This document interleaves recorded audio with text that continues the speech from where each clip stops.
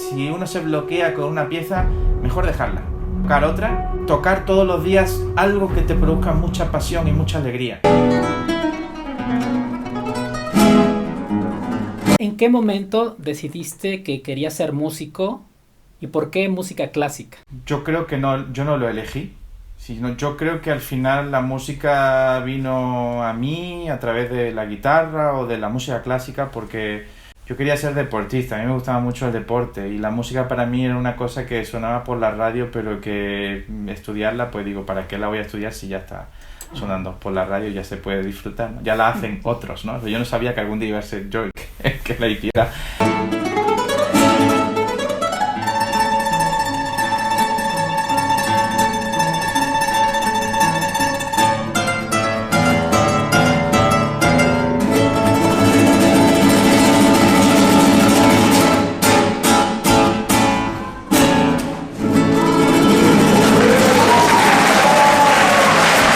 Ya digamos que cuando llevaba unos meses tocándola, porque yo escogí la guitarra un poco por azar, porque una noche mi madre me preguntó si yo quería tocar la guitarra o el piano, y yo estaba en ese momento, creo que estaba jugando a los videojuegos, y yo no, claro, para mí en ese momento lo importante eran los videojuegos, no si iba a tocar la guitarra, o no sabía que es una elección casi de vida, ¿no? Vital, de importancia vital. Entonces le dije, no mamá, sí, venga, apúntame a la guitarra, ya que estoy aquí jugando a los videojuegos. Entonces empecé a tocar, resulta que se me dio muy bien, mi padre tocaba la guitarra y mi madre el piano. De forma un poco, pues, habían hecho algunos años en los conservatorios, pero no eran profesionales. Y entonces ya que llevaba unos meses y para el que haya tocado la guitarra sabe que la mano izquierda duele mucho, arde, quema el dedo cuando uno pone el dedo sobre la cuerda. Cosa que no pasa cuando toca el piano, no duele nada, ¿no? Entonces yo decía, esto es muy doloroso. Entonces al principio también para poner la barra, para hacer por ejemplo el acorde de Fa, eso al principio duele muchísimo para un niño de 8 años que tenía la mano tan pequeña como yo, ¿no? Pues era muy complicado. Entonces cuando llevaba un tiempo tocando yo le decía a mi madre que cuando iba a tocar yo así canciones o obras, ¿no? de alto nivel y más, que yo siempre era muy impaciente, ¿no? Porque recuerdo que las primeras clases me ponía mi profesora una pieza y yo me estudiaba 10 o 15 porque me era suficiente. Yo la tocaba una vez y digo, venga ya, la siguiente que me aburro. Entonces yo era muy difícil de entretener como niño, ¿no? Y por eso los videojuegos, sí, un videojuego, otro videojuego, ¿no? Entonces un día mi madre me dijo que yo tenía que escuchar la obra Recuerdos de la Alhambra de Francisco Tárrega, que es una de las obras más famosas del repertorio para guitarra, y entonces no había YouTube como hoy en día. Entonces, yo tuve que buscarla en la colección de discos de mi padre, que era bastante grande, y estuve varios meses buscando hasta que por fin di con el disco, porque no era un disco de guitarra, era un disco que se llamaba 100 obras de música clásica volumen extra 2. Dentro de ese volumen extra, ese disco. Sí, entonces dentro de ese volumen extra 2 había obras de orquesta, de piano, no sé qué, y había 3 obras de guitarra. Recuerdos de la Alhambra de Tárrega, La Gran Jota de Tárrega y Torre Bermeja. Las 3 tocadas por Narciso Yepes, el gran virtuoso español. Entonces cuando yo por fin di con ese disco después de muchos meses, recuerdo que me senté en el sofá de mi casa, yo soy de Málaga, entonces allí lo puse y cuando empecé a escuchar eso cambió totalmente mi vida. Porque yo me di cuenta que ahí había algo, un universo sonoro que me pertenecía de alguna forma o que yo ya había vivido en otra vida. Entonces ahí yo ya con 8 años como que ya estaba pensando como en reencarnación, algo así. Digo, yo creo que en otra vida he sido guitarrista o algo así. Entonces ya dije, bueno, entonces lo del deporte a lo mejor pues lo voy a aparcar ya ese sueño y me voy a centrar un poco más en eso. Y yo creo que fue así como fui llegando. Pero la música clásica no me gustaba tanto cuando era un niño. Empecé... O sea, Pedro y el Lobo de Prokofiev, que era lo que me ponía mi madre antes de ir al colegio, eso sí me gustaba, pero porque era con una historia y todo. Pero me costó mucho enamorarme de la música clásica y recuerdo que cuando tenía ya 13 o 14 años descubrí un disco de las sonatas para piano de Beethoven famosas, la de Claro de Luna, la Patética y la Apasionata, tocadas por Daniel Barenboim, y ahí tuve como de nuevo otro momento en el que, la música clásica, esto es algo increíble, estos son universos sonoros variadísimos, riquísimos, parece uno que está como en el universo flotando. Y ahí ya vi que había que seguir descubriendo también mucho. Pero digamos que fue poco a poco, ¿eh? No fue una cosa ni de amor a primera vista ni nada. Dicen que para ser un experto en algo hay que pasar al menos 10.000 horas estudiándolo. ¿Qué tanto crees que aplica esto para la guitarra o para la música en general? Yo creo que se equivocaron ahí. Creo que serían 100.000 horas con la guitarra. 100.000 horas. De horas. Sí. Yo no sé si... Te entiendo. No, es muy difícil. La guitarra es muy engañosa porque tú siempre ves a la gente tocándola en la calle y dices, no, eso, la guitarra, eso, la gente va con una guitarra colgada. Es como si llevara una mochila colgada. Eso es muy fácil. Eso es el instrumento del campamento, de los Boy Scouts. No. Cuando uno... El problema es que no es lo mismo tocar la guitarra así que así. Claro. Hago este movimiento, insisto, porque es como se ve a los cantantes de country, de pop, de lo que sea, que se vean así y dicen, ay, mira, puede tocar la guitarra, cantar y solo le falta estar barriendo su casa, ¿no? Al mismo tiempo. Pero no, yo creo que sí, las 10.000 horas pueden hacer que, digamos, ya empieces a conocer un poco los mecanismos, las diferentes técnicas y demás, pero dominarlas... Es muy complicada, No depende del tiempo. Podríamos hacer otro vídeo de por qué es complicada la guitarra. Se necesita la fuerza del piano y la precisión del violín.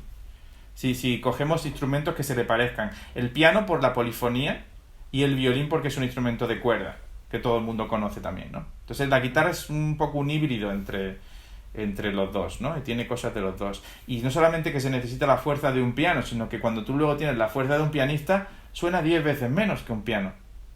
Entonces cuando luego estás tocando en una sala de concierto y dices, mira, estoy tocando con la fuerza de un pianista, pero no se oye.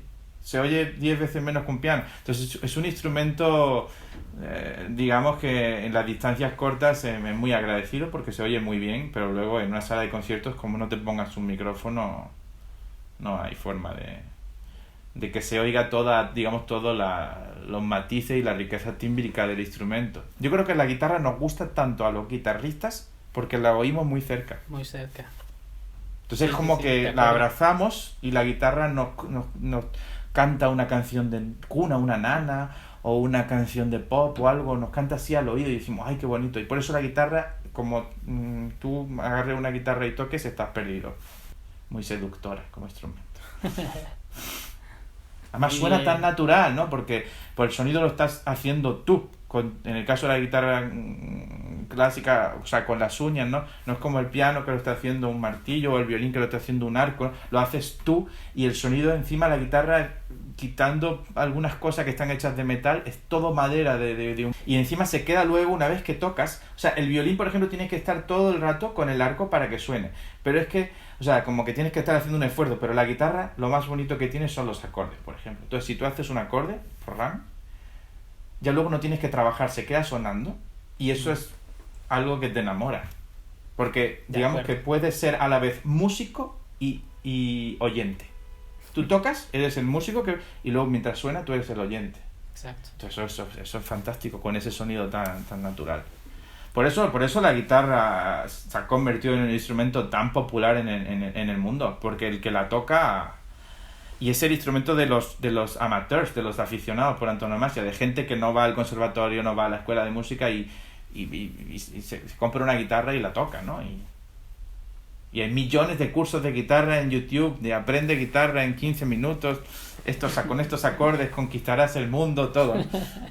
Has tocado en las salas más importantes, en el Carnegie Hall de Nueva York, en la sala de Ámsterdam, en la sala Tchaikovsky de Moscú, simplemente por mencionar algunas. ¿Qué se siente estar en esos lugares que para muchos son impresionantes, son incluso imponentes? Tú que has estado ahí, ¿qué sientes al estar en esas salas?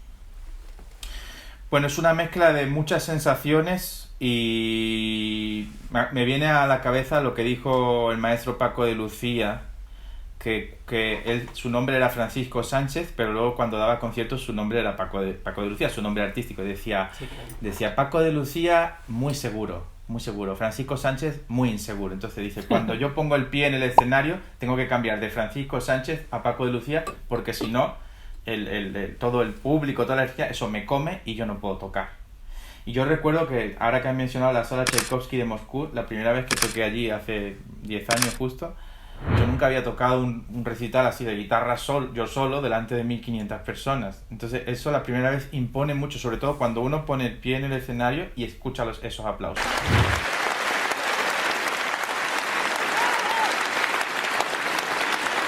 Y dices, uy, esto ya es algo serio, ¿no? O sea, 1500 personas aplaudiendo en una sala con todavía si fuera al aire libre, ¿no? Pero con una sala con buena acústica que se amplifica, una amplificación natural. Entonces, son muchas emociones. Uno tiene que, digamos, si lo quiere disfrutar, tiene que decir, aquí me da igual lo que pase y yo he venido a disfrutar. Yo no he venido aquí a que nadie me evalúe, ni me examine, ni nada. Si yo disfruto, el público disfruta. Entonces, luego es muy bonito porque a mí me gustaba mucho de pequeño ojear las salas de conciertos, ¿no? Y decir, mira, el Concertgebouw de Ámsterdam, mira, la Musikverein de Viena, mira, el Suntory Hall de Tokio, el Palacio de Bellas Artes en México, todo, ¿no? Y algún día poder estar ahí, ya tú, viendo desde el escenario, es como, no sé, supongo que será parecido al que hace el Camino de Santiago en el norte de España y acaba llegando a Santiago de Compostela y la Plaza del Obradoiro, después de un camino muy largo, ¿no? Es un camino más imaginario de uno soñando. Al final llega y luego te vas dando cuenta que cada sala tiene su atractivo puramente arquitectónico, su atractivo a nivel acústico, y luego la energía del público de ese país, que luego también pues tiene sus ligeras variaciones cada vez que vas, ¿no? Y es muy bonito y se disfruta muchísimo, pero siempre digo, ¿no? No hay que dejarse comer por esos nervios. Uno de mis mantras, que siempre lo digo, ¿no? O de mis motos antes o lemas, ¿no? Antes de salir al escenario es aceptar que uno se puede o se va a equivocar, ¿no?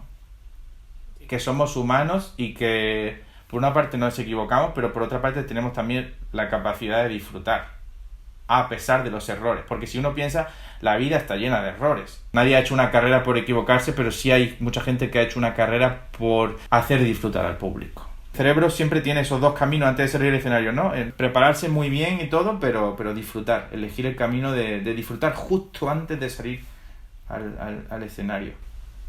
Que la vida es muy corta, además. Muchos creen que un buen concierto, tocar bien, es tocar sin errores y creer que tocas bien porque no te equivocaste. Y justo te quiero preguntar, ¿qué tan importante crees que sea para un estudiante de música clásica estudiar música popular? No en el sentido de que haga una carrera, pero sí de analizarla, de saber dónde está lo bueno, lo interesante, no sé. Pues mira, yo que nací en Andalucía, que es la tierra del flamenco, y que es una de las grandes...